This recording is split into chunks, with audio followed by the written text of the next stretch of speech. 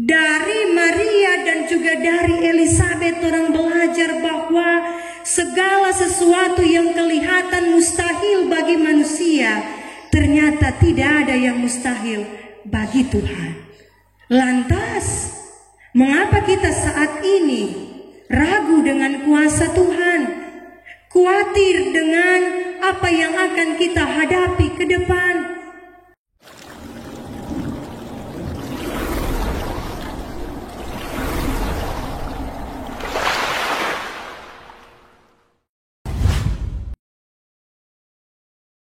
Saudara-saudara yang dikasihi dan diberkati Tuhan Yesus Kristus, salam sejahtera bagi torong semua. Shalom.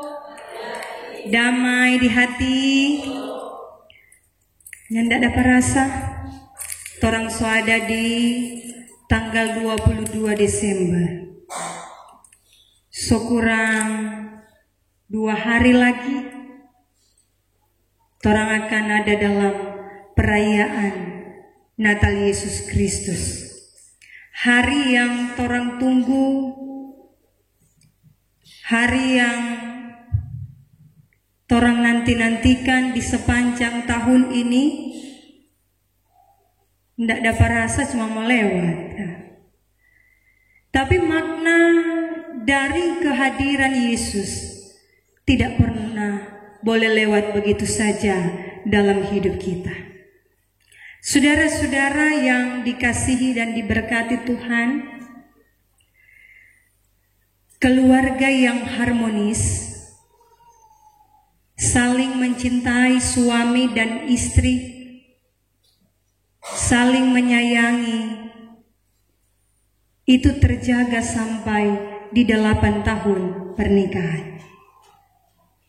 Sampai di 8 tahun pernikahan memang bahagia, tetapi merasa ada yang kurang tanpa kehadiran seorang anak. Sepanjang 8 tahun mereka berdoa, mereka berupaya berjuang supaya boleh dapat keturunan. Tiap malam sang istri menangis sambil mempertanyakan apakah memang kita yang boleh ada anak. Sampai di 8 tahun ini keharmonisan terjaga. Tetapi lewat dari itu semulai baku tuduh. Ngana kok yang boleh? Ngana yang nyandak bisa, dan sebagainya. Akhirnya terjadi percekcokan antara suami dan istri soal kehadiran anak. Namun mereka tersadar bahwa hal ini tidak boleh mengganggu hubungan suami istri. Apapun yang terjadi, apapun yang mereka alami, mereka harus menjalani itu. Yang terpenting bersandar terus kepada Tuhan. Keluar dari rumah, ibadah, acara rukun keluarga, mulai orang-orang bertanya, "So 8 tahun belum le?" Sakit hati lagi istri. Pulang rumah dia bilang, "Kenapa kuman kok torang kong begini?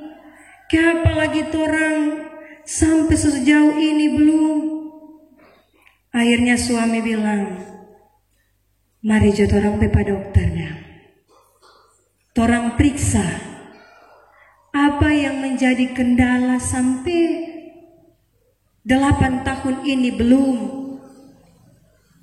dianugerahi seorang anak." Bawa ke dokter. Akhirnya dokter katakan bahwa ada gangguan pada istri, sehingga tidak boleh melahirkan anak.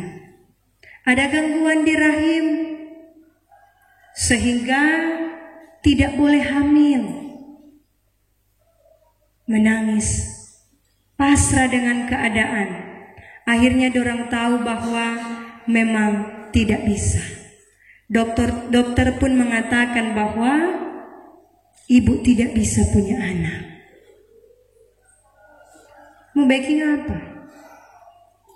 Pasrah pada keadaan, tetapi mereka terus berdoa kepada Tuhan, berpengharapan kepada Tuhan.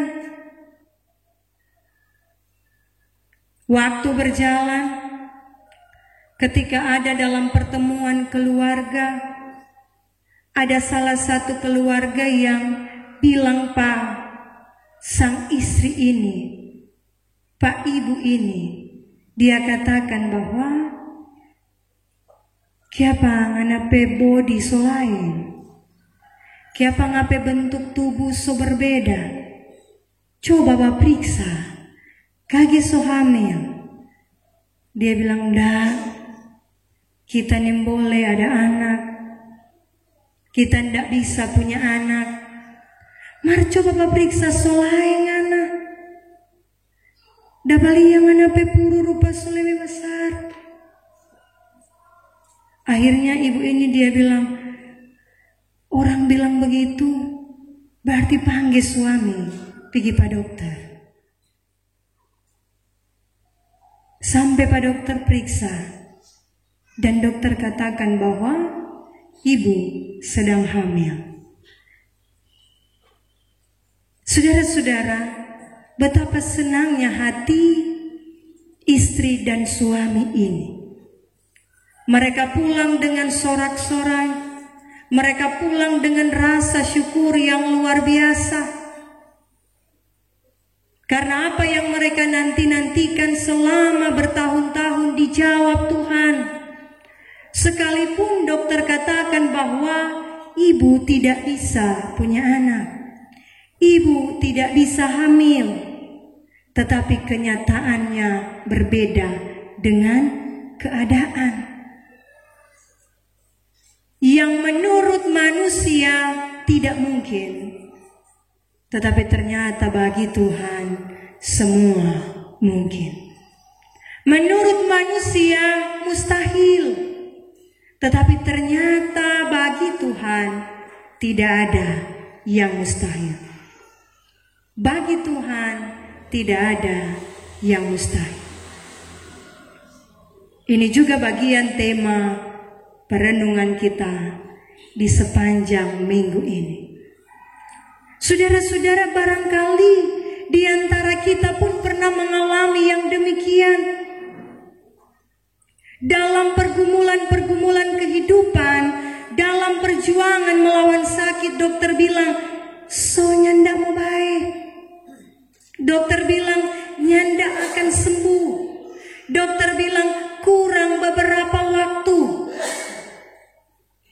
Tetapi ternyata keadaan berubah. Orang itu kembali sehat, kembali kuat, mengalami mujizat Tuhan. Dan tidak sedikit di antara kita yang sudah banyak sekali mengalami mujizat dari Tuhan. Tuhan besok sudah waktu mau bayar anak-anak pe sekolah, anak-anak pe kuliah, sekarang tidak ada. Sekarang habis, belum dapat. Suami pe gaji masih tertahan dan sebagainya. IKG besok datang orang, kakak adik, orang tua, saudara, siapa saja yang Tuhan pakai. Kita ada berkat, kita mau berbagi berkat. Ini untuk anak. Luar biasa.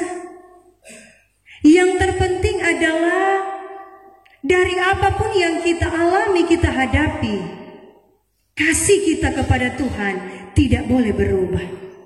Kalau berubah, maka kita tidak akan pernah merasakan mujizat Tuhan.